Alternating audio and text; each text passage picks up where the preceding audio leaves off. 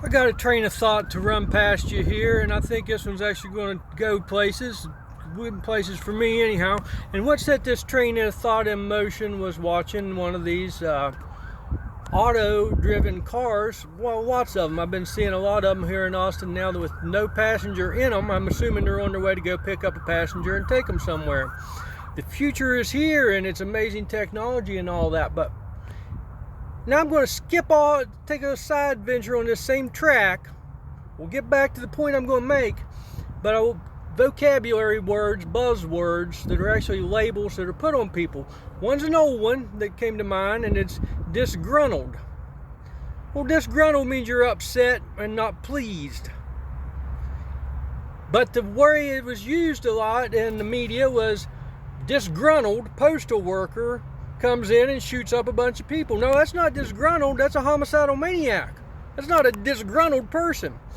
It's and if whether it's intentional or not, throwing around disgruntled with homicide, it gives a disgruntled person a bad name. Now, I'm a disgruntled person. No, I'm not a homicidal maniac. Okay, vocabulary word number one. Vocabulary word number two, it's more a buzz now, is contrarian. Somebody who just wants to say the contrary statement to the general view or the thinking man's view. The people that run the world, assumedly, they got to that position because they're such great thinkers, and it's good they're in charge because they will make the decisions that lead the future into the positive direction.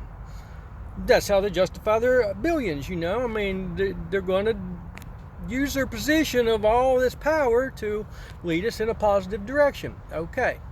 Now, then I thought, and the train's back on track now, of all the highways in and around, especially New York City and other places too, we have the express lane has to be 2 or more passengers in the vehicle, called the carpool lane. You can't, if you're just one person riding to work by yourself, you can't use that fast lane because one person in the vehicle is not enough to justify the gas expenditure. So some of these great thinkers that help forge a better future thought of how they can make a better future, and they decided that the good way would be for, hey, let's have these working people on their way out to work, or get them to pile in the cars together, and we'll give them the benefit of the express lane. Okay, well, sometimes that's not available to a person.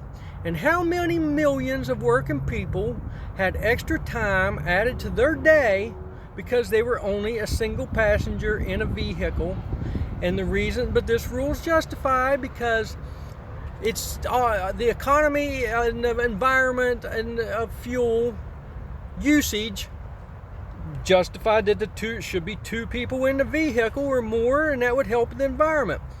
Well, now all of a sudden, because some other genius and billionaire, and I'm not saying they aren't clever, because the technology is amazing, but when they come up with the idea, hey, we're not going to have nobody in the vehicle and it's going to drive around and pick people up, where's the people making the regulation to put it down? It's like, no, you're using fuel and you don't even have a human being in the vehicle.